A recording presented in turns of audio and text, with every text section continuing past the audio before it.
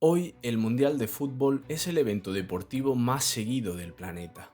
Cada 4 años, miles de millones de personas se reúnen frente al televisor para ver competir a las mejores selecciones del mundo. Las mayores estrellas del fútbol sueñan con levantar el trofeo, y durante un mes entero, países enteros parecen detenerse. Pero hubo un tiempo en el que nada de esto existía. No había mundial, no había campeón del mundo, ni siquiera estaba claro que un torneo así pudiera llegar a celebrarse algún día. De hecho, cuando se organizó la primera Copa del Mundo, hubo naciones que se negaron a participar. Los equipos tenían que cruzar océanos durante semanas, y algunos pensaban que todo aquello estaba condenado al fracaso. Sin embargo, un hombre se negó a abandonar esta idea. Un hombre convencido de que el fútbol podía convertirse en un lenguaje universal. Su nombre era Jules Rimet, y esta es la historia de cómo nació el Mundial de Fútbol. A comienzos del siglo XX, el fútbol estaba creciendo a una velocidad vertiginosa. Lo que había comenzado como un deporte practicado principalmente en las Islas Británicas se extendía ya por Europa y Sudamérica. Cada vez más personas acudían a los estadios, cada vez más niños soñaban con convertirse en futbolistas y cada vez más países creaban sus propias federaciones. Sin embargo, había un pequeño problema. No había ninguna competición que enfrentara a los mejores equipos del planeta. No existía un campeón mundial. Fue entonces cuando apareció Jules Rimet. Nacido en Francia en 1873, Rimet era abogado de profesión y un apasionado defensor del deporte. Creía que el fútbol podía hacer algo más que entretener. Creía que podía unir a personas de distintos países y culturas. Una idea muy importante para una Europa marcada por las tensiones y las rivalidades nacionales tras la Primera Guerra Mundial. Y es que nos encontramos en un momento histórico bastante complejo, el de finales de la década de 1930. El mundo se encontraba en una situación de crisis en todos los aspectos, cultural, social, político, económico, tras el gran desastre del crack de 1929, un crack que comenzó en la bolsa de Estados Unidos y que se expandió por todo el globo. Atrás habían quedado los felices años 20, aquellos años de desarrollo económico, progreso y cultura. Ahora comenzaba un momento histórico marcado por las dificultades, el avance de los totalitarismos, la desconfianza internacional y el rearme. Cuando Jules Rimet se convirtió en el presidente de la FIFA, comenzó a perseguir una ambición que parecía imposible: crear un campeonato mundial de fútbol. Una competición abierta a todas las naciones. Un torneo que coronara al mejor equipo del planeta. Hoy puede parecer una idea evidente, pero en aquel momento era una auténtica revolución. A primera vista, la propuesta de Jules Rimet parecía totalmente innecesaria. Después de todo, el fútbol ya formaba parte de los Juegos Olímpicos, pero existía un problema, y era un problema enorme. El Comité Olímpico Internacional defendía el amateurismo.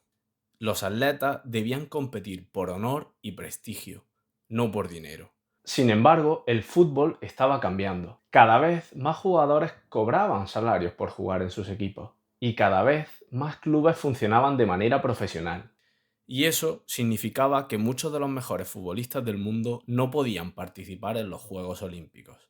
Para Jules Rimet la situación era insostenible. El deporte más popular del mundo necesitaba su propia competición, una competición independiente, una auténtica Copa del Mundo. Tras años de negociaciones y debates, la FIFA tomó una decisión histórica. En el año 1928 aprobó la creación del primer campeonato mundial de fútbol. Ahora solo quedaba resolver una pregunta: ¿dónde se jugaría? La respuesta sorprendió a muchos, y es que la FIFA eligió a Uruguay. Hoy puede parecer extraño, pero en aquella época Uruguay era toda una potencia futbolística. Había ganado los Juegos Olímpicos de 1924 y los había vuelto a ganar en 1928. Estaba considerado uno de los mejores equipos del mundo. Además, el país celebraba el centenario de su independencia y su gobierno estaba dispuesto a realizar una enorme inversión para albergar el torneo. Uruguay prometió construir un gran estadio y algo todavía más importante, se comprometió a pagar los gastos de viaje y alojamiento de las selecciones participantes. Aún así, convencer a los equipos europeos no iba a ser sencillo, porque el verdadero problema estaba todavía por llegar.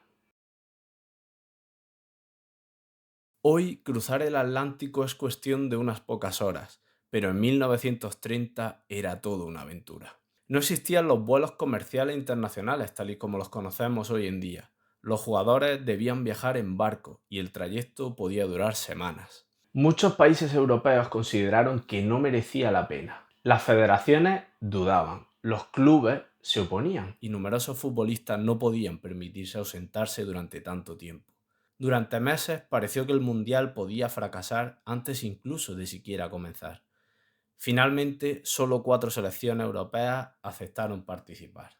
Fueron Francia, Bélgica, Rumanía y Yugoslavia. Todas ellas embarcaron rumbo a Sudamérica en una travesía que hoy resulta difícil de imaginar. Jugadores, árbitros, dirigentes, periodistas, todos juntos compartieron semanas de viaje cruzando el océano. Aquel viaje representaba algo más que un desplazamiento. Era una apuesta por una idea completamente nueva, la idea de una competición mundial. El 13 de julio de 1930 comenzó oficialmente la primera Copa del Mundo de la historia. Participaron 13 selecciones, 7 de Sudamérica, 4 de Europa y 2 de Norteamérica. Era un torneo pequeño comparado con los estándares actuales, pero para la época representaba un acontecimiento extraordinario. Partido tras partido, el sueño de Jules Rimet iba cogiendo forma, se iba haciendo realidad. Miles de aficionados acudían a los estadios. Los periódicos seguían la competición con enorme interés y el fútbol demostraba que podía reunir a países de distintos continentes en un mismo torneo. Finalmente, el campeonato llegó a su desenlace. Uruguay contra Argentina, dos rivales históricos.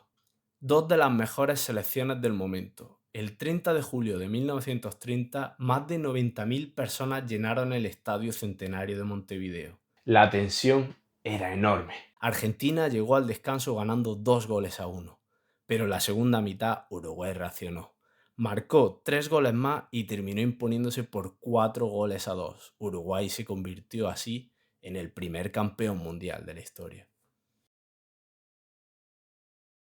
Aquel torneo estuvo a punto de no celebrarse.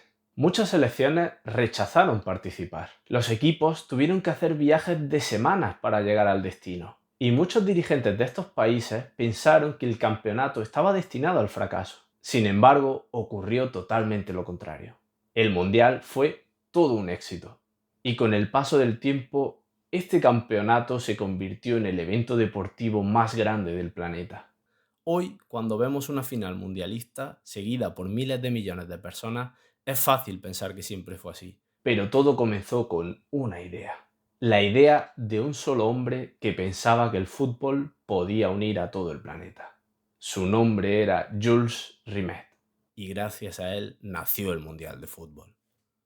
Y con esto termina nuestro vídeo. Espero que os haya gustado, la verdad yo he disfrutado muchísimo haciéndolo, he aprendido bastante. Sí que es verdad que he querido hacerlo lo más divulgativo posible, no hacerlo demasiado pesado, pero bueno, aquí lo tenéis. Si os ha interesado el tema, espero que le deis me gusta, os suscribáis, seguiremos haciendo vídeos de este tipo. Y si queréis algo más profundo, sin problema, ponedlo en los comentarios, yo estaré encantado de trabajar en este tema. Un saludo, gracias.